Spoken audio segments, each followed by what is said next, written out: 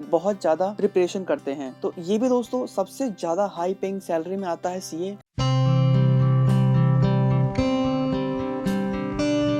Hello दोस्तों, आज मैं आपको बताने वाला हूँ टॉप 10 हाई पेइंग जॉब्स जो कि कॉमर्स स्टूडेंट्स के लिए है। 10th नंबर पर पर्सनल फाइनेंशियल एडवाइजर। इसमें आपको एडवाइस करना होता है, क्लाइंट के साथ डील करना होता है और उनके साथ कुछ कंसल्ट करना होता है। उसके लिए आपको 4 लाख पर ईयर आपको मिलता है। फिर आता है 9th नंबर पर CS मीन्स कंपनी सेक्रेटरी। जैसा कि आप समझ पा रहे होंगे, कंपनी सेक्रेटरी कंपनी के सेक्रेटरी की तरह होता है। एक कंपनी का एडवाइजर होता है और वो रेगुलेटरी चीज को देखता है, मतलब रूल्स को देखता है, उसके रेगुलेशन को देखता है कि क्या उसके अंदर रेगुलेशंस को फॉलो किया जा रहा है कि नहीं। तो ये CS होता है। इसकी salary 4 lakh to 6 lakh per annum होती है। फिर आता है 8 नंबर पर रिटेल मैनेजर। रिटेल मैनेजर में दोस्तों एक सुपरमार्केट का मैनेजर होता है एक तरह बेसिकली, और उसकी भी अच्छी खासी सैलरी होती है जिसमें डे टू डे सुपरवाइज करना होता है। और उन मैनेजर्स के ऊपर जो सबसे मेन मैनेजर होता है वो रिटेल मैनेजर होता है, तो उन मैनेजर्स को भी देखना होता है। इनकी सैलरी होती है 5 lakh to 6 lakh per annum. ये दोस्तों जो सैलरी मैं आपको बता रहा हूँ ये बहुत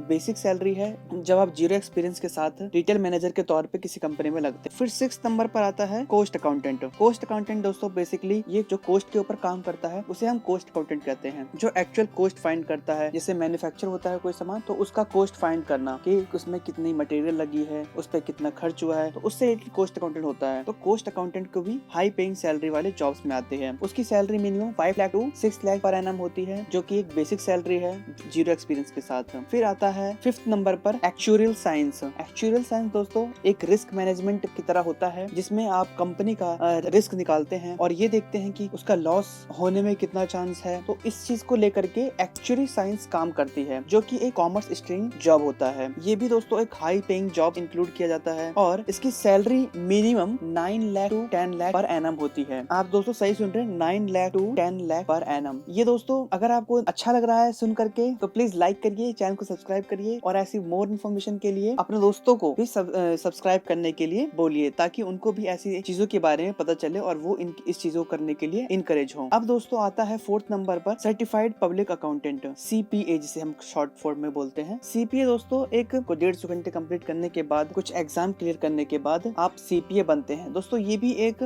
अकाउंटेंट के तौर पे ही ट्रीट किया जाता है बेसिकली, और CPA दोस्तों बेस्ट कहा जाता है कॉमर्स फील्ड के लिए। और इसकी भी सैलरी दोस्तों 7 lakh to 9 lakh per annum होती है। ये दोस्तों मैंने इसको एक्चुअल साइंस से ऊपर इसलिए रखा है क्योंकि मुझे ऐसा लगता है, क्योंकि इसका और एक्चुअल साइंस जो होता है इन दोनों के भी फील्ड में इसको करने वाले स्टूडेंट कम है, बट इनकी डिमांड अभी ज्यादा है और आने वाले टाइम पे इनकी और ज्यादा डिमांड होने वाली है। फिर आता है दोस्तों CFA means chartered financial analytic. ये दोस्तों ये भी एक हाई पेइंग जॉब्स में आता है। इसकी salary 7 to 8 lakh per annum होती है। और दोस्तों CFA करने का एक बहुत बड़ा फायदा होता है कि आप जब CFA कर लेते हैं तो आपको वर्ल्ड में कहीं पे भी आप जॉब के लिए अप्लाई कर सकते हैं। इसमें CFA का मेन मोटिव ही यही रखा गया है। इनका जो कोर्स होता है इसको इस तरह से डिजाइन किया जाता है कि आपको कभी भी फ्यूचर में कभी प्रॉब्लम ना हो। अगर आप वर्ल्ड में कहीं पे भी शिफ्ट होते हैं, आप इंडिया में रहते हैं और अमेरिका चले जाते हैं, तो भी कोई प्रॉब्लम नहीं है। फिर आता है दोस्तों इसकी सैलरी मैंने आपको डिस्कस किया था CFA की, I think 7 to 8 lakh rupees होती है। और फिर आता है दोस्तों इन्वेस्टमेंट बैंकर। जैसा कि आप समझ पा रहे होंगे, इन्वेस्टमेंट बैंकर ये भी एक बैंक से रिलेटेड जॉब है जिसमें आप बैंक को एडवाइस देते हैं, फाइनेंशियल एडवाइस देते हैं और उस चीज के लिए आपको अच्छी खासी सैलरी मिलती है। इसकी दोस्तों मिनिमम सैलरी अभी तक